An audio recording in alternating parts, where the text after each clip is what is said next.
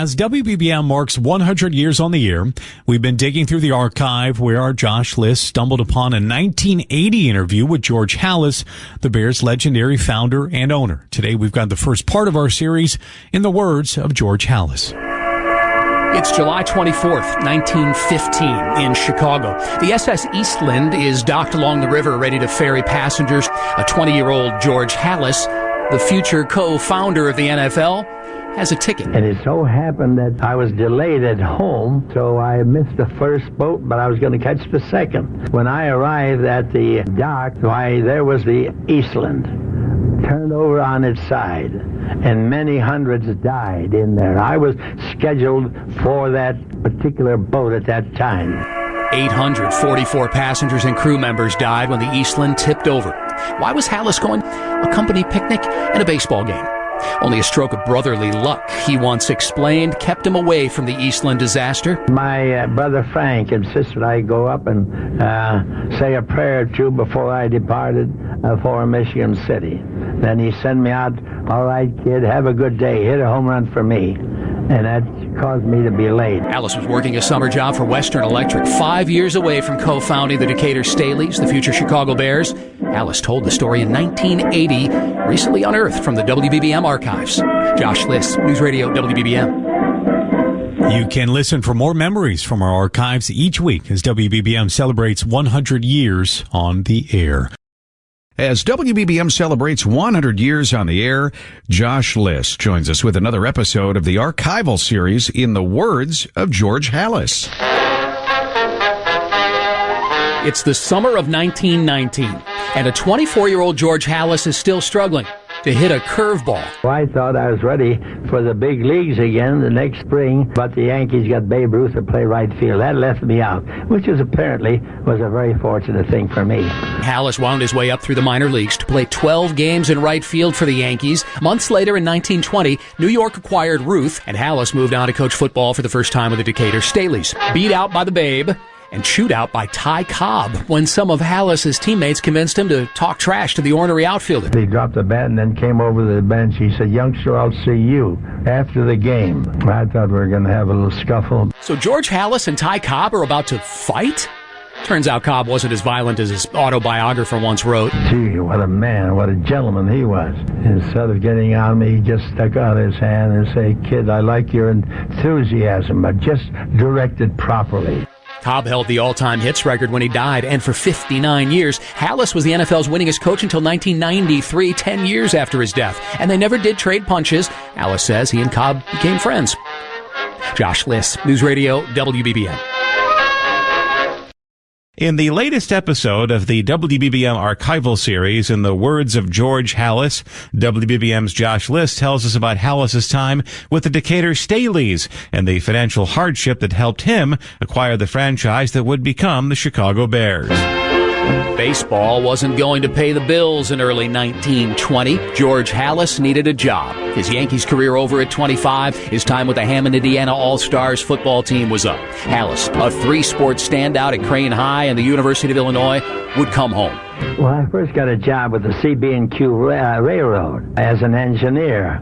While I was working the CB&Q Railroad, why, Mr. Chamberlain of the Staley Company came up and interviewed me and said that Mr. Staley would like to have me come to Decatur. Halas kept his leather helmet on as player, coach, and director of the Decatur Staleys, and only months later, in August 1920, at a car showroom in Canton, Ohio, co-founded the 10-team American Professional Football Association, 2 years later renamed the National Football League. In 1920, we had a good team, and in 1921, they had this recession, and the Staley Company was down to their last carload of corn.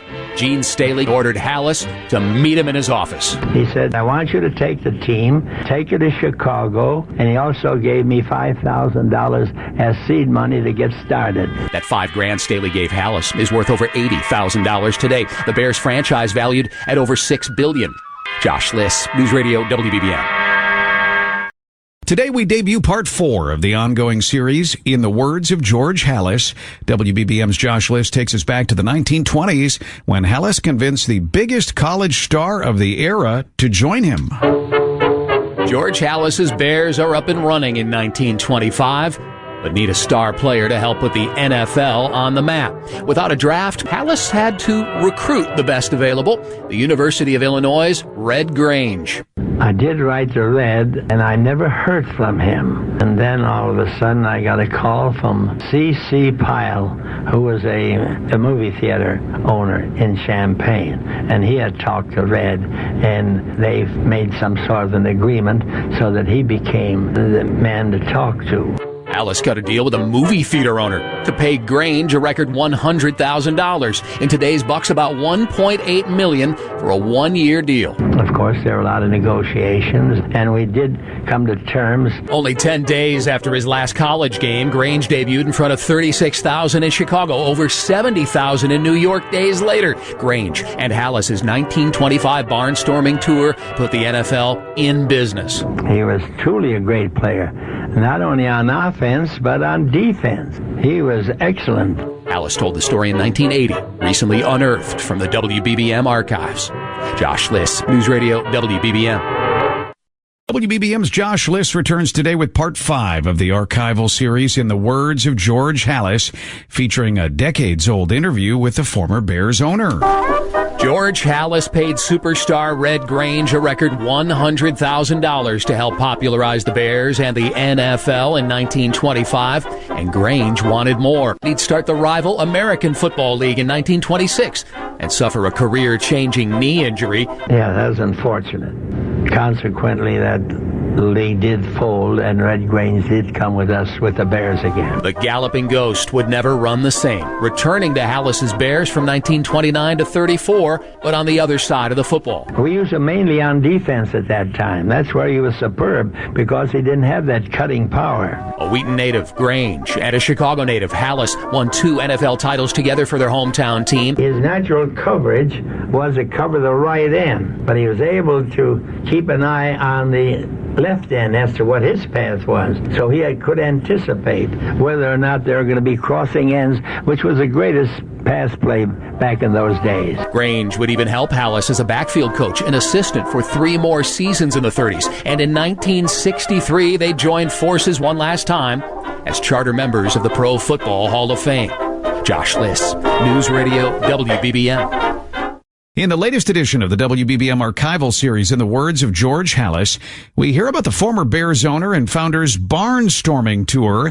It helped popularize pro football across the United States. Here's WBBM's Josh Liss. In the fall of 1925, George Halas coached superstar Red Grange for 19 Bears games in 17 cities in just over 2 months. The NFL was growing, 6 years into business, and expanding with 5 new teams. Politicians were paying attention. Senator McKinley took us to the White House to meet President Coolidge. Illinois Republican Senator William B. McKinley arranged a meet and greet between Halas and Grange and the 30th President of the United States, who, according to Halas, had no idea who they were. He said, "This is Red Grange of the Bears, and this is Mr. Halas, one of the owners of the Bears." And the president said, "Fine, I'm glad to meet you, a fine young man. I was always interested in animal acts." These aren't those kind of bears, Mr. President. Grange himself would confirm the story to NFL Films years later. He said, "I always like animal acts." We had laughs. We had a lot of fun because it wasn't the fate of the nation depending on whether you won or lost the game. Before his death in 1983, Halas said no player had a greater impact on the game, college or pro, than Grange, who he called the eternal flame of professional football. I think that was a very happy relationship. Josh Liss, News Radio, WBBM. WBBM has unearthed a 1980 interview with Bears founder George Halas. In the latest episode of our ongoing series, WBBM's Josh Liss tells us about a falling out with a business partner that nearly cost Halas the Bears franchise. Decades after pioneering pro football together, sometime in the 1970s, George Halas was asked, how many yards could Red Grange rush for in today's game? Halas said about 750 or 800, not a lot, until adding, you must remember one thing, Red Grange is 75 years old. He was truly a great player, not only on offense, but on defense. But as the Great Depression cut into profits in the early 1930s, another one of Halas's business deals was collapsing. And I took Dutch and told him I would give him 50% of the team, which showed that I wasn't too smart then. And because we got into trouble, idea about coaching and so forth. Papa Bear George Halas could have been Papa Bear Dutch Sterneman, one of Halas's original business partners and co-founders of the Decatur Staleys back in 1920. Sterneman wanted out in 32, and Halas had to come up with a $38,000 buyout. Dutch Sterneman was an excellent player from the University of Illinois, and I had to have another coach, of course. We each took $100 a game for coaching and playing. Halas had a family at home. Son George Jr. was 6, daughter Virginia already 8 years old. Money was tight in 32. Halas would need financial assistance to keep the Bears in the family. Josh Liss, News Radio WBBM. Our latest episode of the archival series In the Words of George Halas takes us back to the Great Depression when Halas comes within minutes of losing the Bears, a business decision he said was one of his biggest regrets. George Halas's Bears were doing a foxtrot in the early 1930s, but pro football wasn't big business just yet.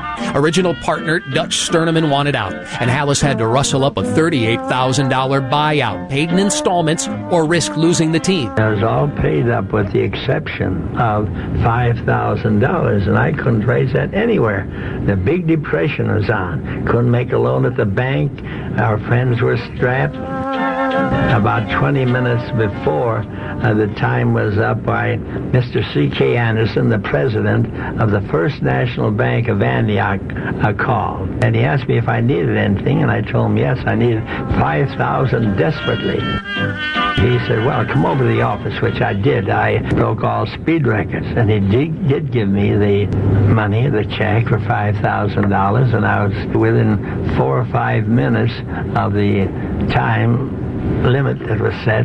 I was able to meet the payment and retain the Bears. So I am hugely indebted to Mr. C.K. Anderson and other friends. After bleeding for the Bears as co-founder, player, coach, and chief marketer for over a decade, Halas would come within minutes of losing the team over $5,000 and come out on the other side as sole owner until his death in 1983. Josh Liss, News Radio WBBM. WBBM's Josh Liss back with another edition of the WBBM Archive series In the Words of George Halas.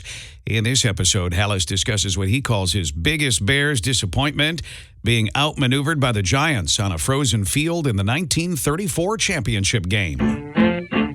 It's Sunday, December 9th, 1934. In order to prove themselves as the NFL's original dynasty, George Halas's 3-time champions and undefeated Bears will have to beat the Giants on the road in the title game.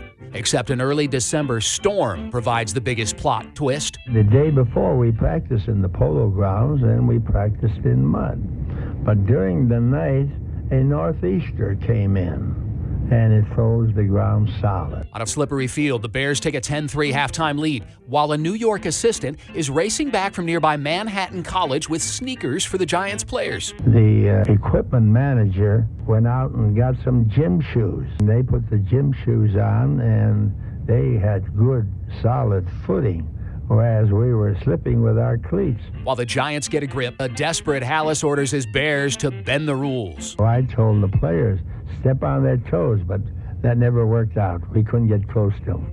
After they scored a touchdown or two, I had our players take off their cleated shoes and then try to play in stocking feet. But that wasn't very successful either. Losing the 1934 title game on a frozen field in New York, Halas would say, was the biggest disappointment of his career. Undoubtedly. Yes, it was. Josh Liss, News Radio WBBM. As WBBM marks its 100th anniversary, we've been digging through the archives where we uncovered a decades-old interview with the Bears founder and former owner, George Halas.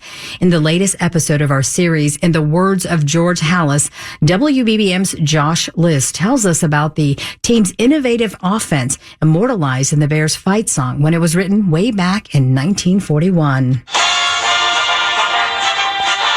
Bear down, Chicago Bears, a fight song founder George Halas cannot take credit for. A Russian immigrant, Al Hoffman, under pseudonym Jerry Downs, composed Bear Down in 1941, shortly after the Bears bashed Washington for the 40 championship. Halas's Bears only provided the inspiration, like for the line, "We'll never forget the way you thrilled the nation with your T formation." Quarterback Sid Luckman would have three backs behind him, send a man in motion, take snaps under center, and sling forward passes. Halas credits prized confidants Clark Shaughnessy and Ralph Jones with the innovations. Putting in a man in motion was something new. It opened up the game tremendously. And now it's being played by every football team in the country, whether it's college, high school, or pro.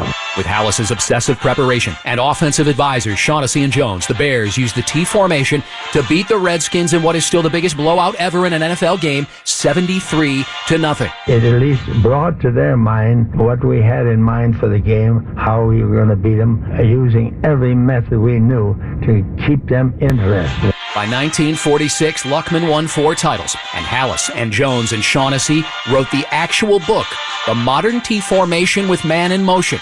Out of print today, but considered one of the most expensive football books of all time. Josh Liss, News Radio WBBM. In the latest episode of our archive series, in the words of George Halas, the former Bears owner and founder finally achieves what he'd eventually refer to as his proudest moment.